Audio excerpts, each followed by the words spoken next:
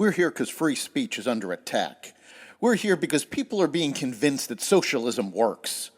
We're here because people are being judged guilty until proven innocent. We are fighting back with facts. This is not a safe zone, so buckle up, Buttercup. This is the raw, naked truth.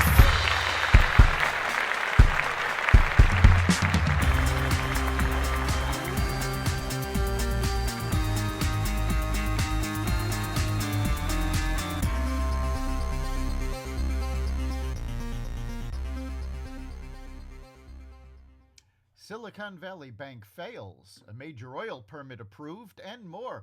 Welcome to the Raw Naked Truth. I'm your host, Eric Lopkin, and here's the news you need to know. White House clean energy czar John Podesta remarked that the Chinese energy and technology industries will play a major role in future domestic energy production. Podesta, who made the comments during an event hosted by a renewable energy advocacy group, said Chinese companies will be big players in U.S. energy production and electric vehicle manufacturing. The senior advisor noted that the companies would be able to take advantage of Inflation Reduction Act and CHIPS and Science Act, two laws the Biden administration said would bolster American supply chains. Podesta later added that the U.S. shouldn't rely on minerals sourced from China that are necessary for green energy technology, but said Chinese companies are perfectly prepared to use their economic power when it serves their interests in a strategic way. Mexican President Andrés Manuel López Obrador threatened to launch a so-called information campaign in the U.S. against Republicans, telling Mexicans and Hispanics not to vote for them unless U.S. lawmakers change their treatment of Mexico. An apparent threat of election interference by the head of state in response to U.S. calls for action against cartels smuggling fentanyl across the border. The Mexican president has refused to take responsibility for his government's inability to control the drug cartels in Mexico. Instead of working with the U.S. government to secure the border and control drug and human trafficking, Obrador has instead threatened to interfere in the U.S. elections. Companies across the world are feeling the ill effects of the collapse of Silicon Valley Bank and the potential loss of billions in uninsured assets. The California-based bank was reclaimed by the FDIC after a massive run by investors resulted in its demise. Silicon Valley Bank was known as a tech-based corporation and investment bank for startups. The FDIC is trying to find a buyer for the bank in hopes of securing additional funds for clients that were uninsured.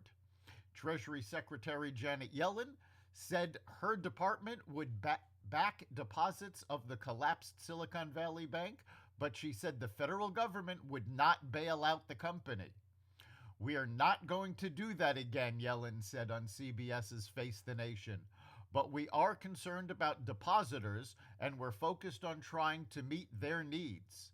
The Federal Deposit Insurance Corporation said it was taking over the bank on Friday, giving regulators control of nearly $175 billion in customer deposits at SVB, which was known for providing capital for tech startups. Regulators also announced that New York-based Signature Bank had failed and was also being taken over by regulators. With $110 billion in assets, Signature is the third largest U.S. bank ever to fail.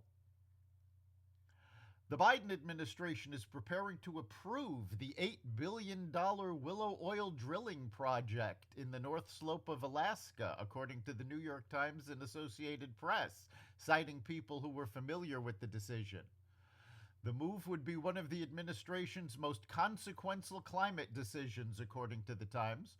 President Biden, who called for increasing oil production when prices soared last year, but has battled to halt new oil drilling on public lands, has faced intense pressure from Alaska lawmakers and oil companies to clear the way for oil drilling.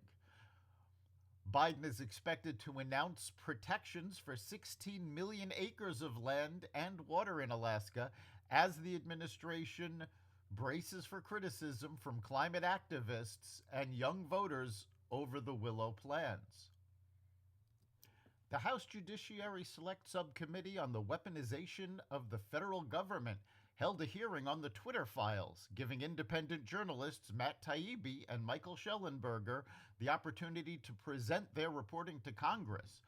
The Twitter files, which show that multiple arms of the federal government, including the FBI, the Center for Disease Control and Prevention, the State Department, and the White House under both Presidents Donald Trump and Joe Biden, pressured social media companies to restrict the speech.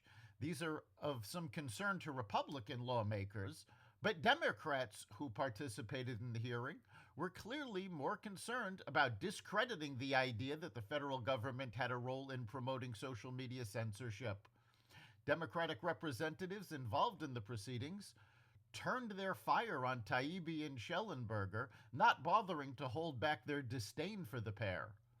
Weaponization of government agencies goes back to the Obama administration, when the IRS attacked conservative groups and the FBI raided the Associated Press, among other incidents. That's the Raw Naked Truth. You can catch every episode of The Raw Naked Truth at xvadio.com/podcasts, the Apple Podcasts app, Google Podcasts, Spotify, iHeartRadio, Stitcher, Audible, Amazon Music, and other platforms that respect freedom of speech. We'll see you next time.